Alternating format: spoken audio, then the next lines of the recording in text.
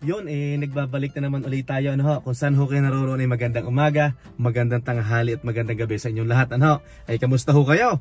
At kung nasa ang sulok ho kayo ng mundo, ay ingat ho kayong lahat dyan, ano. Masayang araw ho ng Miyerkules sa inyong lahat, ano ho. At kung nasa ang dako ho kayo ng mundo, ay ingat ho kayo at God bless ho sa inyong lahat, ano. Sana ho kayo nag-enjoy dito sa mga nakaraang camping namin sa Abraham Lake, ano ho. Maraming salamat ho sa panonood, ano ho. Yun po'y taos puso po kami nagpapasalamat sa inyong lahat, ano. Maiba ho tayo, ano. Kung napapansin nyo ho, iba ho ang ating sinasakyan, ano ho. Ito, bali sakay ho tayo sa isang van, ano ho. Ganito ho ang nangyari, ano. Nakabili ho tayo ng van, yan. Itong van na ito ay may purpose, ano ho. Utoy, mag-hi ka muna. Yung key, sorry. Ito pala ang key, ha. Ibabato ko sa'yo. Yan. Siyempre dapat mag-hi din si Utoy. Yan. Hindi ko lang kung saan tayo naputol. Gaya ho na sabi ko kanina, ito ho, bali nakabili ho tayo ng van, ano. Meron ho tayong dalawang kadahilanan. Si Utoy kasi matagal na ni Utoy ako ng aking anak na sinasabihan. Yan, nagkakandang bubulol na ako. Sabi sa akin ni Utoy, Papa, gusto ko na matutong mag-drive. Yan.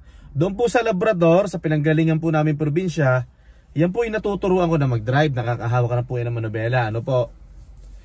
Kaso, hindi pa rin sa masyadong sanay, ano, kasi syempre, nakakapag-drive lang naman siya pag nagpi-fishing kami, o kaya nasa mga camping area kami, ano. Ngayon, ang purpose ko is para magamit din niya to sa pag-aaral, pagmamaneho. Tapos ang padalawa, kailangan po talaga namin ng van para po sa aming cleaning, at ang dami na po namin gamit. Tapos yung account po namin, yung pong aming mga customer ay unti-unti na pong nadadagdagan. Yeah. Mahal na Reyna, mag-hi ka muna. Yan. Mukhang walang energy ang mahal na Reyna at masakit daw ang puso niya, no? Yan. Mahal na Reyna, ikinukwento ko sa kanila na meron tayong bagong lumang van. Yan. Sabi ko, ang purpose ko is syempre para maturuan din si Utoy. Tapos yung padalawa, kailangan matagal na tayo naghahanap ng van. Yeah. Napasok sa budget ho namin. Bali, second hand lang po ito. Bagong biling luma. Yan. Cash out. Okay, baka humagulat kayo sa presyo, ano? So, pwedeng sabihin nyo na mahal ito. Pwedeng sabihin nyo na mura, ano po? So, nakapost po ito sa Facebook, sa marketplace sa Facebook. Nakapost ito ng 1,400. So buti na lang po at ang may-ari po nito ay Pilipino. So ang sabi ko agad sa kanya, Boss Sir Bryle, maraming salamat po sa pag-entertain at sa akin yung ibinenta ito. Dahil yung daw messenger niya, ay dami daw nag-message. Flooded daw. So ang sabi ko agad sa kanya, boss, interesado ko, ito yung number ko, pahingin na number mo, tatawagan agad kita. So nakapost po ito ng 1,400. Tapos tinawagan ko siya sa telepono. Sabi ko, pwede bang 900 na lang kasi medyo tight yung budget natin. Tapos ang sabi niya sa akin, o sige, punta ka dito sa bahay, pag-usapan natin. Tapos nung nakita namin ang sasakyan, syempre thank you kay Tito Gilbert kasi si Tito Gilbert yung naggabay sa atin. Bale, si Tito Gilbert yung nag-check up ng sasakyan, ano. So, ang sabi ko nung una, 900. Tapos sabi niya, 1,200 daw ang sagad. Tapos nung nagbabayaran na kami, sabi ko, pwede bang 1,100? So ibinigay niya ng 1,100. Para yung 100 sa panggas. Yon. So maraming salamat po Sir Bryle, no? At syempre, hindi naman ako nag-expect sa sasakyan na ito. Dahil ito po ay 2003 Pontiac Montana. Tama, yan, 2003 Pontiac Montana. So hindi po tayo nag-i-expect na swerte tayo dito. Siyempre alam ko naman may mga ipapagawa tayo dito. Pero sa ngayon po, ang nagastos ko po dito is nagparehistro ako. Tapos ano pa ba? Idinagdag ko po ito sa aming insurance. Ano po? Yan. So nakuha ko po ito ng 1,100. Magkano ang sasakyan na to? Sa Philippine peso? Nasa 45. 45. Yeah. So, kung ita-times mo ang 1,100 sa, sabihin natin na 40 ang palitan, sabihin natin ganon. So, pwedeng nasa 44,000 to 45,000. So, pwede na, no? Para ho sa akin, pwede na. At talagang kailangan ho namin ng van, ano? At para yung, kasi, nung ginagamit ko sa cleaning yung kotse ko o kaya yung truck ko, minsan natatapunan ho ng ng mga chemical. Minsan, may mga pinapasok kami na mga ginamit na basahan na madudumi. Ano po? Ito po. Ha? Panchak. Ano yun? Panchak? Yeah. Ano basa? Pontiac. Pontiac. Yeah. Pasensya na ho, nabutol ho tayo kanina. Syempre, itutur ko kayo sa van. Mahal na rin na. Itutur natin sila sa van yan. At para humakita nyo, 1,100 ho, Canadian dollar. Pag kinonvert ho natin ay 44,000, mga ganun, ano ho. So okay naman, so wala pa tayong ginagastos dito kung hindi yung parehistro. So naggas ako, yun, tumakbo naman. Wala naman siyang blow by. Matining naman tumakbo, pero syempre, luma ito. May mga ini-expect tayo na may lalabas na sira dito. Kagaya nitong windshield. Gagastos ako dito ng mga almost $200 dito sa harapan. Tapos yung busina ko mahina. Tapos yung mga ball joint may papalitan. Pero sabi naman ni paring Gilbert, basta palitan lang natin yung mga dapat palitan dyan. Magtatagal ang sasakyan na yan kasi matibay pa yung makina, no? Itutur ko muna kayo sa aming bagong lumang sasakyan na nabili. Ay siya, ipapakita ko na ho sa inyo ang ating sasakyan. Ano ho? Yan ho. Kung nakikita nyo ho, ito ho, yan. Dahan-dahan, baka maglaglagan.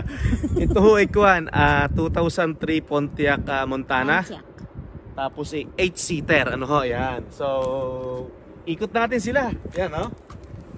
Yan, ipinapakita ko lang ho sa inyo. Ano? Pero sa tingin ko, mura na to. Good deal, 1,100. Good deal na. Wala kang monthly. So, B6, yan. So, meron tayo na kargahan sa ating cleaning. Yan. Ito ho. Yan, ipakita mo mahal na rin, ano? Para ang ating bagong lumang sasakyan. Yan na. Ang daming galawang, oh. Pero okay na yan. Okay lang pa, cleaning lang eh. Tapos ito ho yung sinasabi ko sa inyo. Kasi, kung pala, bago ko makalimutan, thank you Lord. Nitong last Friday, natigdagan na naman po yung ating account. Meron tayong school na lilinisan. Yan, thank you Lord. Yan. So natigdagan, so parami na po ng parami yung account natin. Tapos yung gamit natin ay parami na din ng parami. Ito oh, puro pang cleaning yan. So dati, pag coach ang gamit ko, halos hindi magkasya sa trunk. Diba? So pag truck naman, yung truck kasi, inaalagaan ko yun kasi mahal na mahal ko yun eh. So mahal, ito, in short, pangharabas. Pangharabas, yan. So ito yung gamit namin na pang cleaning. Yan, tapos ikot tayo dito. Dami na namin gamit, no? Madadagdagan pa yan kasi nag-i-expect kami na madadagdagan bago matapos ang taon, madadagdagan pa yung aming cleaning. Yan. Tapos ito nakakatuwa. Yan. Push button to, sumasara to. Pakita ko nga sa kanila, mahal na Reyna. Tindihan natin, ha? Di ba? Wow! Diba? May ipot pa, oh! So, diba? So, thank you Lord, diba? Siguro, hindi ko lang tuturuan dito sa Utoy. Marunong na naman siya, pero kailangan natin ng mga... Kailangan niya ng proper training. Yeah, ng proper training, ano? Kasi ang plano ko po, tuturuan ko siya na mag-drive. Pero, i-enroll ko siya, di ba? I-enroll natin siya dun sa mga talagang driving school, di ba? Kasi hindi naman tayo expert na bihasa sa pagtuturo. Although pwede ka na. Pwede na ako magturo, yan. So ito, 1,100. Yan. Para wala tayong bi-weekly. So, parang 274 kilometers, pero natakbo pa. Pero matigas ang makina nito kasi B6. Yan. So, Pontiac Montana. Pontiac, yan. So, okay naman. Ipakita pala natin yung loob sa kanila, oh. Sige. Anak, Utay, pindot nga ng push button natin dyan. Wow. Diba? Oh. Tingnan nyo naman. Oh, may TV pa. Oh. Diba? May TV pa dyan, no? Lahat siya gumagana. Yan. Pwede nga lang, basag ang windshield. Yun lang yun. Yun mapagawa pero nasa almost 200 lang yan. So okay pa naman. Doon ka mahal na rin. Yan na. Yun yung ano to? Shadow ano ba yun? Ano ba to? Yan, Ito? oh. Ano ba to? Visor yan, di ba? Sun visor? Nailaw pa yan. Nailaw ba yan? Labas ka doon mahal na rin. Tingnan nyo naman. Yan. Diba?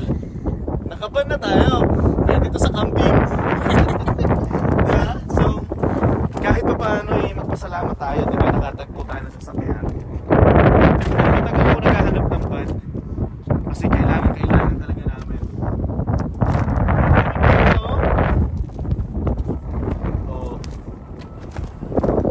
Kasi lumalaki na po yung aming cleaning. So nung Biyernes nga natagdagan na naman yung cleaning namin. So syempre darating po ang time na kukuha na po din ako ng tao kasi may full time po ako. Di ba mahal na Reyna?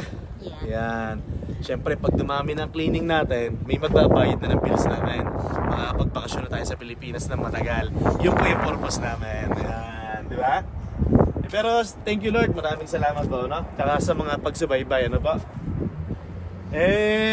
This coming long weekend, hindi natin alam kung saan ang punta natin ang prima plano. May plan ba? Oo, may plan yata eh. Okay. So yun lang po at maraming salamat po. Na-share ko lang po yung nabili namin na bagong lumang Dahil sasakyan. natutuwa tayo. Ayan, di ba? Thank you for the blessings. Yeah. Oh. Let's go. Parang sakay tayo ng Mercedes-Benz. Ang ganda po ng suspension nito kahit luma. Ayan. Mahal na rin na. Okay ka lang ba dyan? Di ba? Para siyang nakahiga na eh. Nasakit po yung puso niya dahil meron po siyang buwa ng dalaw. Yan. Ay, sana po ay nag-enjoy kayo sa mga camping natin doon sa Abraham Lake, no? Oh, di ba? Tumatakbo siya. Makarating lang to ng point A to point B, masaya na kami. Tumagal lang to ng 5 years. Pero tatagal naman talaga to. Basta i-maintain lang yung mga dapat i-maintain. Yun ang sabi ni Tito Gilbert. Di ba, Utoy? Yes. Tapos, syempre, gagamitin na ni Utoy ito. Magpapractice na kami. Ayan. Oh, tining na tining, oh. Pero gaya po na sabi ko, hindi naman po tayo umaasa na perfecto to. Siguradong may lalabas at lalabas na sakit po ito, no? Ano, uwi na tayo? Ganda ng suspension, no? Yun lang po yung ating na-share, ano po? At maraming salamat po sa inyo, no? At God bless po sa lahat. Yan, ako magpapaalam na. Magbabay muna kayo. Yan, at syempre, hindi po matatapos ang araw na to na hindi po kami nagpapaalam sa inyo. Kung saan po kayo naroroon ay magandang umaga, magandang tanghali at magandang gabi sa inyong lahat. God bless po sa inyong lahat. Bye-bye! Na na na!